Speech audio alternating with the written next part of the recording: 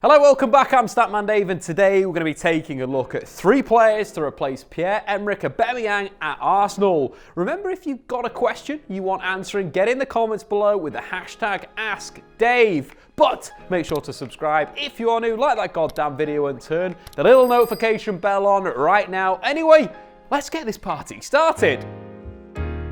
With Aubameyang's current contract set to expire in June 2021, Arsenal need to decide if they're going to keep him for another season and potentially let him go on a free transfer, or do they sell him now and get some cash to reinvest in the squad? Whichever way they choose, it's important to understand how Aubameyang profiles in Arteta's system, so you know what Arsenal are keeping or need to replace. Since his appointment, Mike Arteta has mainly set Arsenal up in a 4-2-3-1, with Aubameyang playing on the left.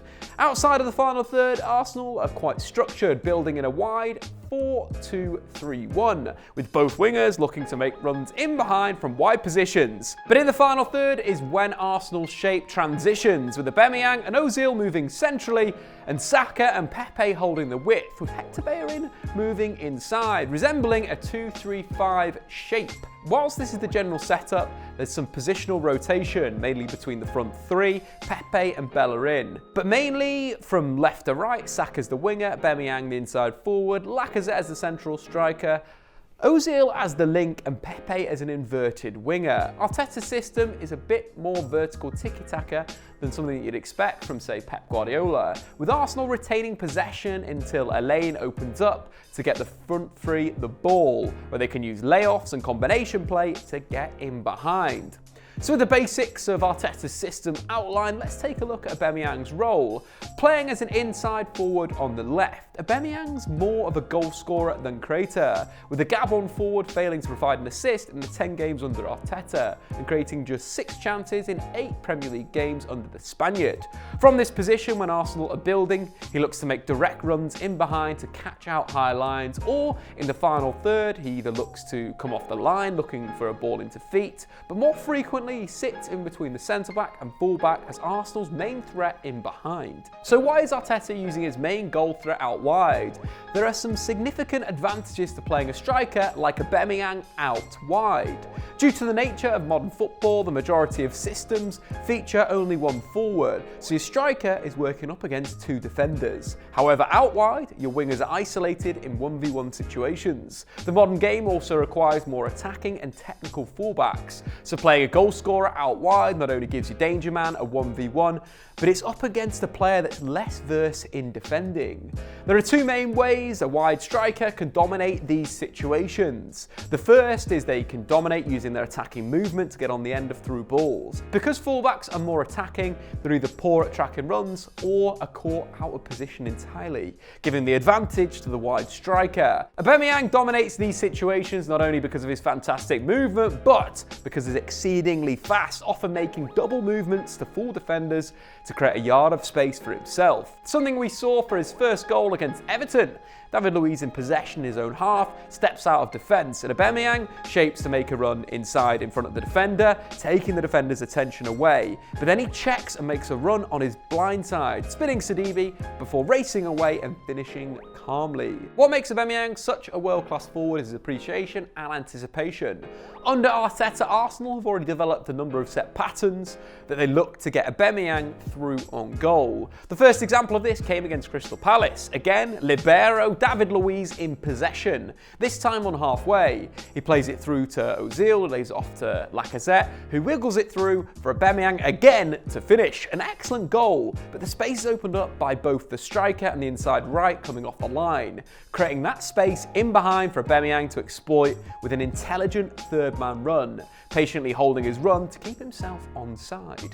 The next example came against Chelsea, again David Luiz in possession on halfway. As Lacazette comes off the line and pulls Rudiger with him, Aubameyang makes a move centrally, pulling Tomori and opening up the space out wide. Luiz to Lacazette, who lays it off to Saka. Saka plays Aubameyang in, whose shot hits the side netting, but a little bit more determination from Ozil and Nelson would give Aubameyang the option to cross and put Arsenal 2-0 up just before half-time.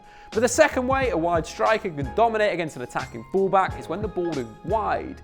The general small stature of a fullback up against a generally physical striker allows them to dominate aerially. Arsenal in crossing positions load the box with 3 players, and Aubameyang often takes a position up in between the fullback and centre-back, allowing not only to sit on the blind side of the centre-back, but dominate the fullback through checking movements and his aerial prowess. Like we saw against Newcastle, Ceballos in possession for Arsenal. He plays the ball wide to Pepe, and Aubameyang is already in between the outside centre-back and wing-back.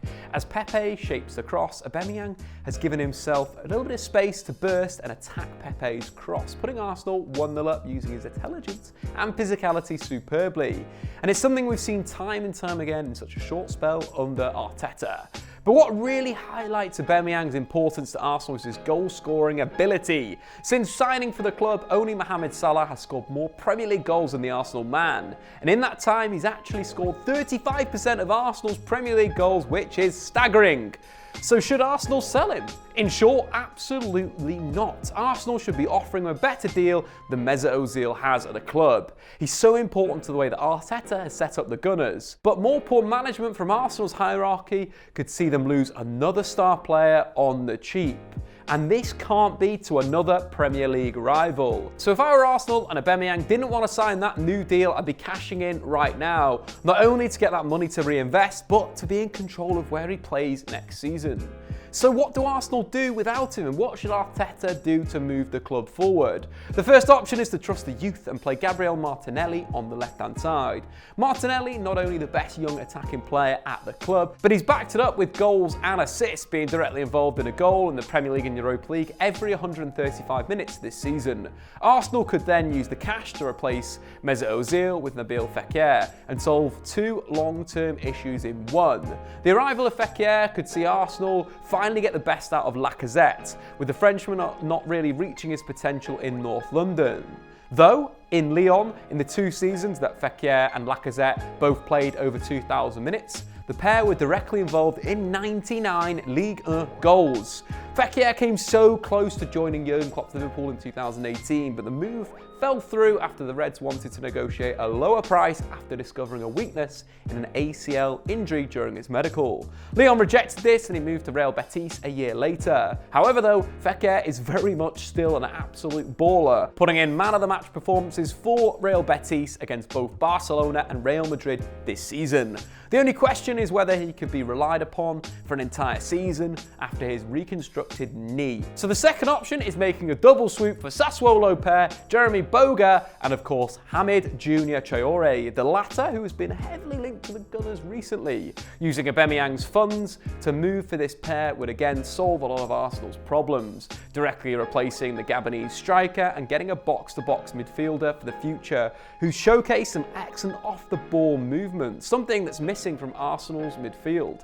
Per 90 in Serie A this season, Traore is making 3.2 tackles, 3.4 dribbles, taking 2.9 shots and creating 1.7 chances. Impressive all-round numbers from the 20-year-old. Whilst Chelsea Academy graduate Boga has dazzled Serie A this season, picking up the ball wide left, beating multiple opponents before firing the ball home. He scored a number of bangers this season, and bringing him to Arsenal would go some way to replace Aubameyang's star quality. Boga could operate in Aubameyang's role too. He's exceptionally quick, makes good runs in behind from wide positions. His role as an inverted winger could force Pepe to take up more central positions where he excelled for Lille. In these 2 wide men, Arteta would have dynamic dribblers capable of unlocking low blocks with mazy dribbles. Roles of the pair both excel in. Per 90 this season, Nicolas Pepe is attempting 6.5 dribbles, whereas Boga is attempting an outrageous 8. What's more is Boga has some end product as well. His 8 Serie A goals this season have come from just 45 shots. The only question over these moves would be whether the pair could make the step up to the Premier League. If they did, Arsenal would be poised to really kick on, but if they didn't, they'd be far off the pace. A little bit of a gamble. So I suggest a more direct Premier League ready replacement for Aubameyang, of course, Diogo Jota.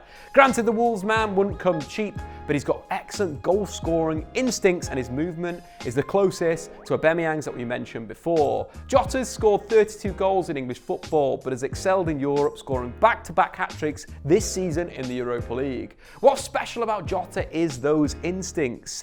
He gets a lot of opportunities when the ball falls to him or drifts into space before receiving a second ball, both combining these sort of instincts with dangerous attacking movements, and Raul Jimenez's ability to create space has seen him score a number of goals for Wolves this season, notably his goal against Espanyol. Matt Doherty in possession in the final third. As he comes inside, Jimenez moves wide, opening up a massive space centrally. Doherty plays a 1-2 with Dendoncourt and slips Jota through to finish a really good goal from Wolves. And the movement from the forwards is a lot what you'd expect to see from Arsenal under Mikel Arteta.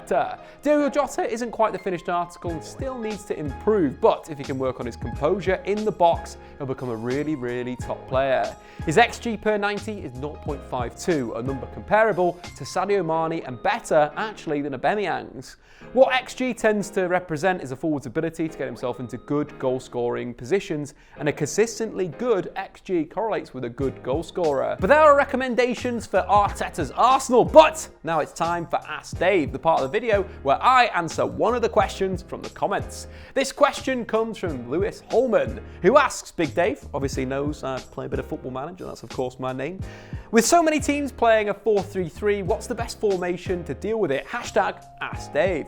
Well, Lewis, I'm a bit of a fan of playing a 3-4-1-2 versus a 4-3-3. You get your split strikers to pin back their fullbacks, but also giving yourself a 2v2 on their centre-backs on the counter-attack. A number 10 to not only create but deal with a defensive midfielder, wing-backs that can now press high, but a 3v3 at the back. So you need your centre-backs to dominate these situations. For example, see Manchester United versus Liverpool, or the 2-0 win in the Manchester derby, or just watch any of Nagelsmann's RB Leipzig. All perfect stuff. Great question from Lewis. If you want to get involved with this, use the hashtag AskDave in the comments below. But anyway, guys, what do you think? Should Arsenal sell Aubameyang or let him go on a free transfer, or try and sign him up on a new bumper deal? Let me know in the poll above, the comments below. I've been Statman Dave. Subscribe if you're new for more banging content. Anyway, it's time to enjoy the party. Thanks for watching. If you've enjoyed this video, why not check out some more content on the Statman Dave YouTube channel?